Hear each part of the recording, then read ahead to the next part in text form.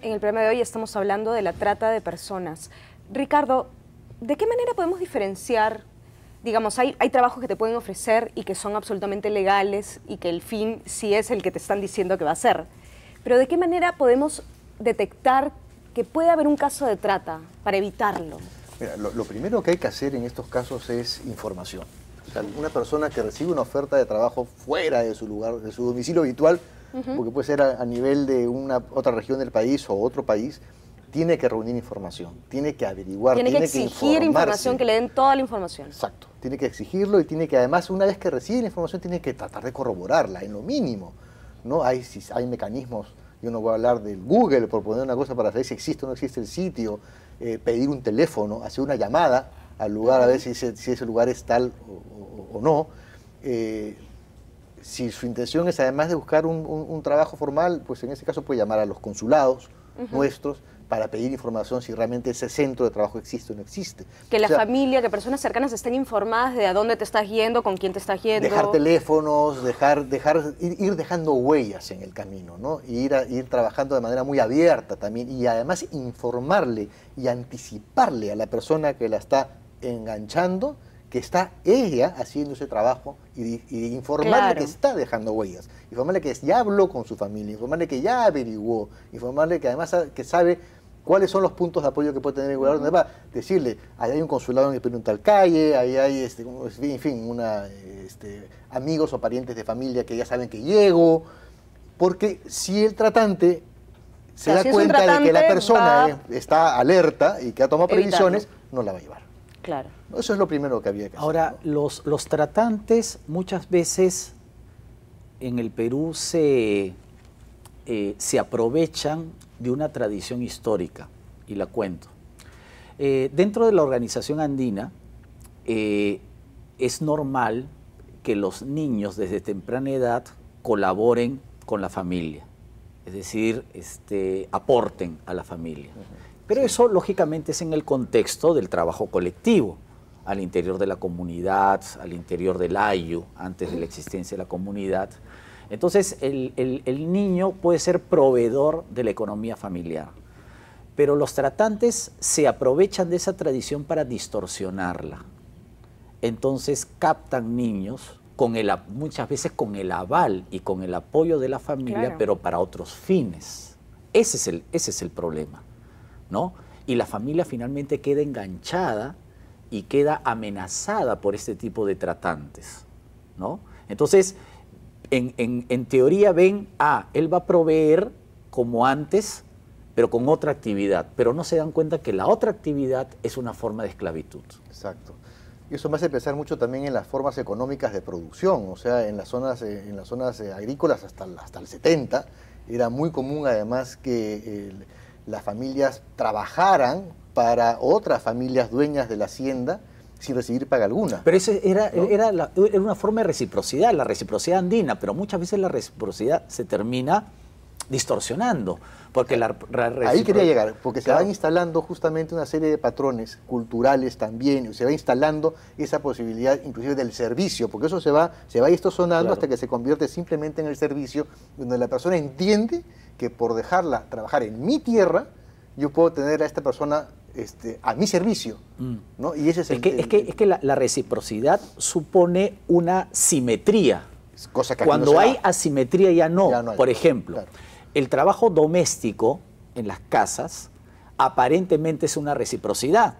Yo le estoy dando casa, comida, protección, entre comillas, y él me está dando su trabajo. Queda establecido el vínculo de reciprocidad, pero esa reciprocidad no es simétrica, pues.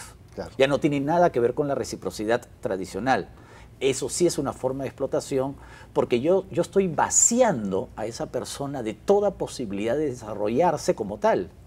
Y ahí entramos también a formas de trata, pues, ¿no? O sea, ya de acuerdo a la definición actual de la trata de personas. Nos contabas de un caso de una niña en Iquitos, una niña de 12 años. ¿Nos podrías contar Claro, puedo contarles el caso porque creo que esto además grafica varias cosas, varias carencias. Es importante que quede, ¿no?, bien claro cómo funciona. Esa era una niña que está además bajo la protección del Estado, pero que es captada en este ir y venir a la escuela por una persona que la lleva con el ofrecimiento de darle dinero y de darle trabajo como cuidadora de un bebé.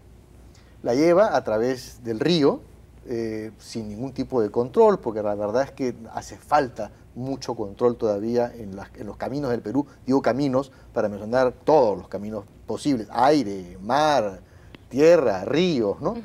No hay control. Llega a Pucallpa, y Pucallpa en un mes, lo que mencionabas, le consiguen documentos falsos, la hacen pasar como una mayor de edad, de 18 años recién cumplidos, le dicen que la van a traer a Lima, la traen a Lima, coquetamente a San Juan del Lurigancho, y en San Juan del Lurigancho, en lugar de llegar a esta casa, entra a un prostíbulo clandestino donde es violada la primera noche 7 veces. Ocurre un incidente a la semana donde uno de los parroquianos es hurtado, le roban su billetera, hace la denuncia en la comisaría interviene y dice además hay una menor de edad con la que había tenido sexo él. Él también, por supuesto, fue procesado. Claro. ¿No? Pero es así como esta niña, por la casualidad, es rescatada. De ahí se ve todo el proceso de enganche, de falsificación, de explotación, que se produce en un típico caso de trata de personas con fines de explotación sexual. Ahora, ya que estamos en el tema de la trata por explotación sexual, bueno, ya conocemos el típico escenario, ¿no? Las discotecas, los bares, los prostíbulos, pero también hay por turismo sexual y también hay por matrimonios serviles. ¿Cómo es esta figura del matrimonio servil? O sea, ¿tú te casas con alguien para qué?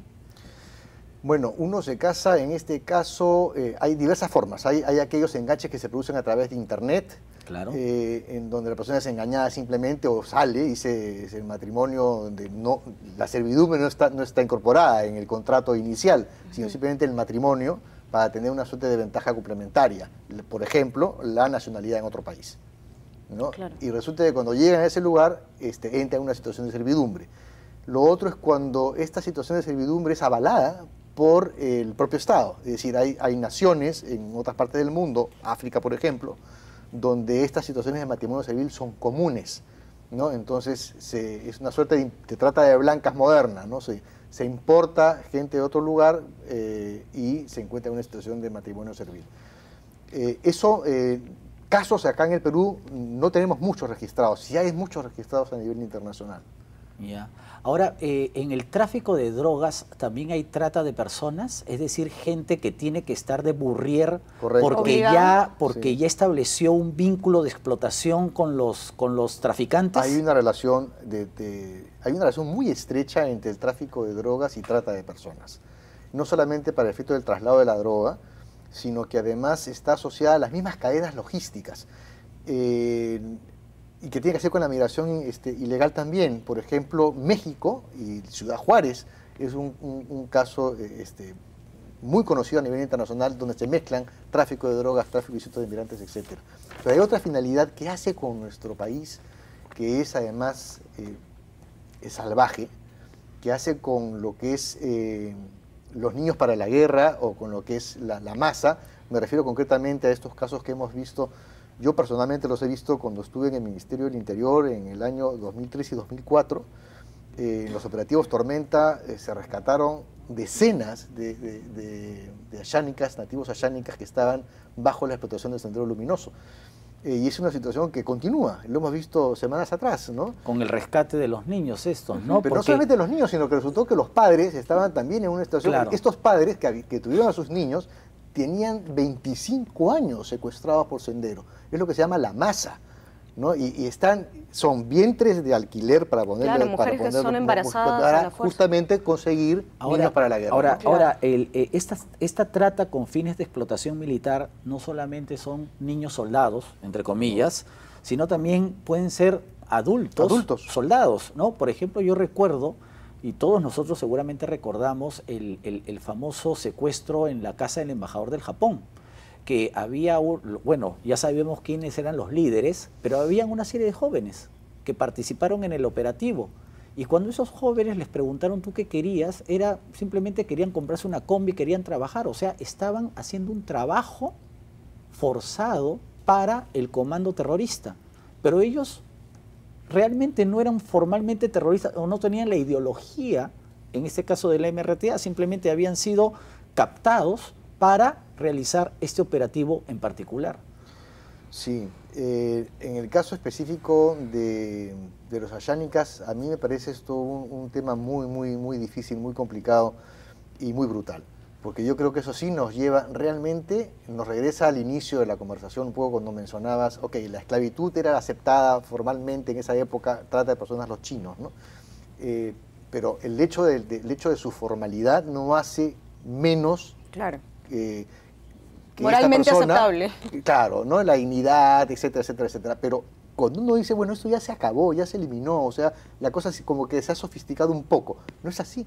Tenemos estos casos de escenas brutales que nos hacen recordar también a la época del caucho. Claro. ¿No? Uy, no, eso ya Que fue también es en terrible. el Perú, o sea, ya toda la zona del formalmente no Putumayo, existía la esclavitud, 1910, por ahí. pero entre 1890 y 1914, ¿no? Porque ya en esa época descubrieron el caucho alternativo, digamos. Pero eso ¿no? era Madre de Dios, eso era la zona de Pucallpa, eso era la El zona del Putumayo. En fin, entonces estamos hablando de grandes segmentos del país que tienen han habido casos de explotación laboral, de explotación sexual, de trata de personas bajo la forma como lo entendemos ahora, pero que es histórica, pues son decenas de años en donde vemos la convivencia de la civilización, para hablar del Perú independiente, con casos de explotación. Ahora, es alucinante, claro, la verdad. Ahora, nos hemos olvidado de un caso de trata de personas con fines de explotación religiosa.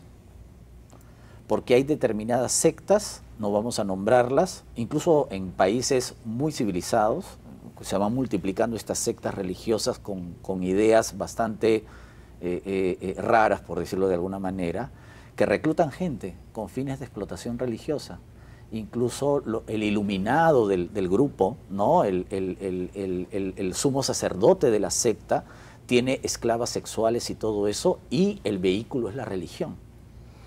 Claro, así como puede ser la política y la fuerza. Así la como puede ser un grupo terrorista, ellos, sí. ¿no? Como hemos visto, una secta de estas fundamentalistas con ideas, como te digo, bastante sofisticadas, por así decirlo, reclutan gente y terminan trabajando en cuestiones bastante, ¿cómo podríamos decir? Terribles, ¿no? Para la secta, ¿no? Trabajando o de esclavos sexuales. Bueno, tenemos que irnos a un último corte y en el siguiente bloque hablaremos de cómo combatir la trata de personas. Ya regresamos.